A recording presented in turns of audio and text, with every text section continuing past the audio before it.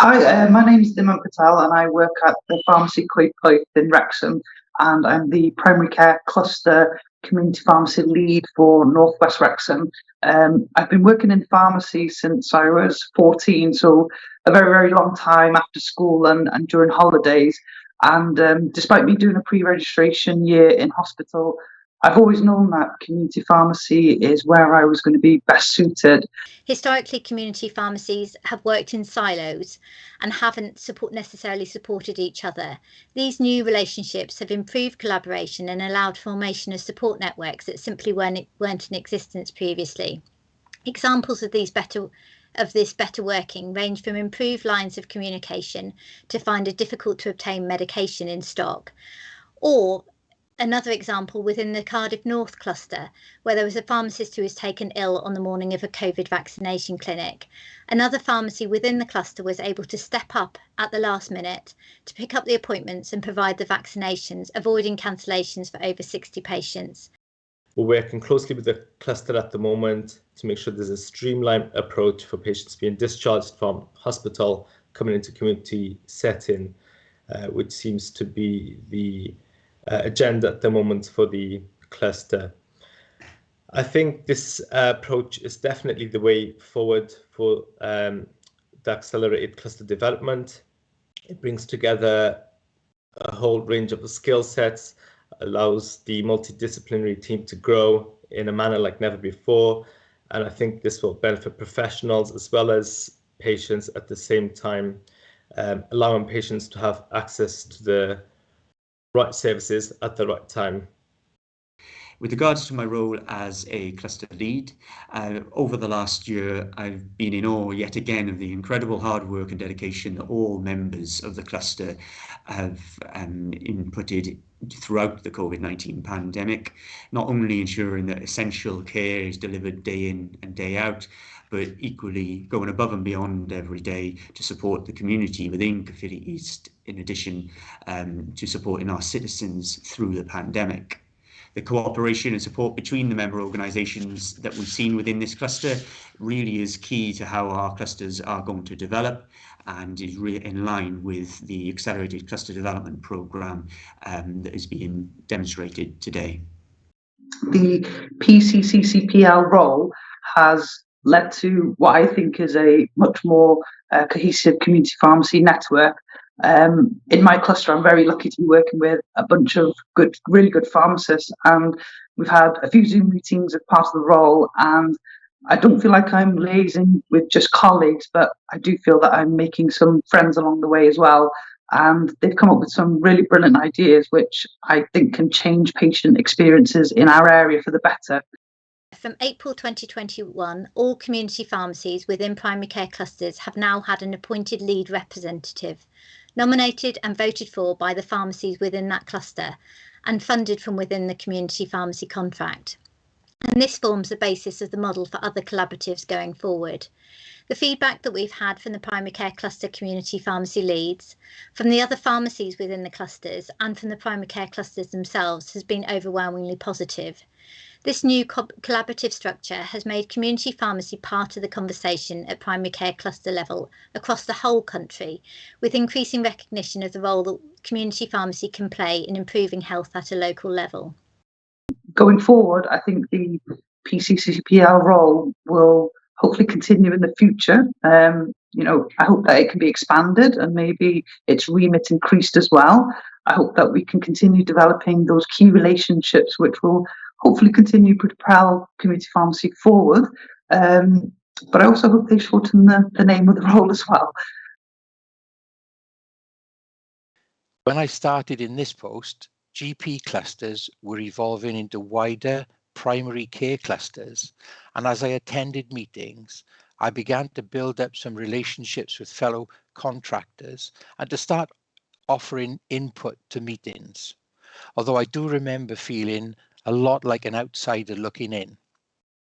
After the initial stages of explaining who I was and what I did, one of the main questions I was asked was, when will optometrists be able to prescribe medications? Well, it took 5 years to achieve, but I'm pleased to say we now have an independent prescribing optometry service comprising 9 practitioners working across 12 practices, covering every cluster from Porthcawl to Merthyr Tydfil, with more practitioners in training. Over the past 12 months, they've seen over 2,000 patients, 95% being managed without referral to their GP or to secondary care. Over the last few years, we've been working alongside our primary care contractor colleagues, and cluster integration will allow us to further embed that relationship and to crucially help better support the patients we see and the more patients we will see in the future, providing that consistent continuation of care on the high street. We are excited to have been chosen by Optometry Wales to pilot a funded optometry collaborative lead over the coming months. I hope this will bring consistent input to cluster meetings and also explore how our own profession can work together at a cluster level. The perceived advantage of this more formal role for optometry and cluster work is evident. Care can be truly provided closer to home for the patient. Most practices are located on high streets next to or near the GP, dentist and pharmacy. Close working with pharmacy, for example, would see an independent prescribing optometrist diagnosing, managing and treating that patient without the patient ever needing to see the GP. My hope is that the Accelerated Cluster Development Programme will improve the platform for optometry to demonstrate its growing role as providers of eye care alongside our other primary care colleagues. It'll be very interesting to see how we can plan services to meet the health needs of our population and really transform primary care over the coming years. At the end of the day, it is all about providing the best care we can for our patients. Part of my role is currently looking at transformational working across the services, which obviously involves cluster developments and developing cluster leads to look at the development of our services across all of the healthcare within the dental field. And our dental director and heads of service looked at funding cluster leads from dental cluster leads within each cluster.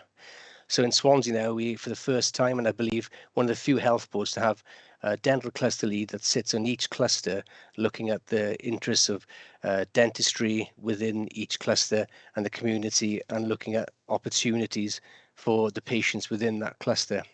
At the same time, it was felt that we needed to bring this transformational approach together within a dental senate. So we've formed, and I believe it's the only dental senate currently that exists in Wales, which is a group of clinical leads across all the services, primary and secondary care, as well as the cluster leads, where we can meet and talk about service improvement and transformational work.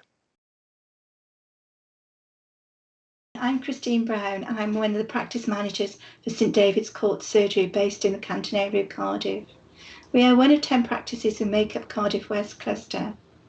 Our cluster has been driven with passion to achieve great things under the guidance of our cluster director, Dr. Karen Pardee, and we are proud to be one of the leaders in cluster development. Our values include being caring, positivity, fairness, innovation and cooperation, as we all work together for the mutual benefit of the cluster and the community. We've achieved lots together, including successfully implementing the Elemental digital social prescribing platform, which is central to our transformation project. We are committed to promoting healthier lifestyle, including successfully delivering a park run in Trelide Park. But today I'd like to share how our cluster business continuity plan helped a neighbourhood practice during the COVID pandemic crisis. As a cluster, we had already set up a Bidium system, which supported practices to use when required. This was very reassuring to myself as a practice manager, knowing that patients in the practice had support to a situation no one had encountered before. In September last year, our Bidium practice had to isolate.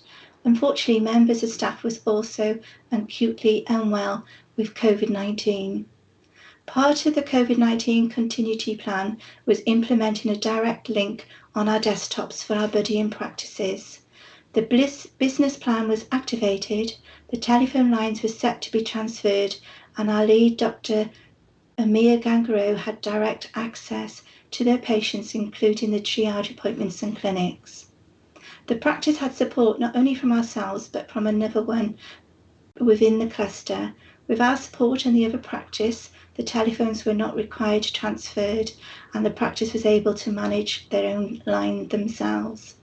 This was a successful plan. The patients and the community needs were met during the pandemic, and more importantly, the surgery did not have to close.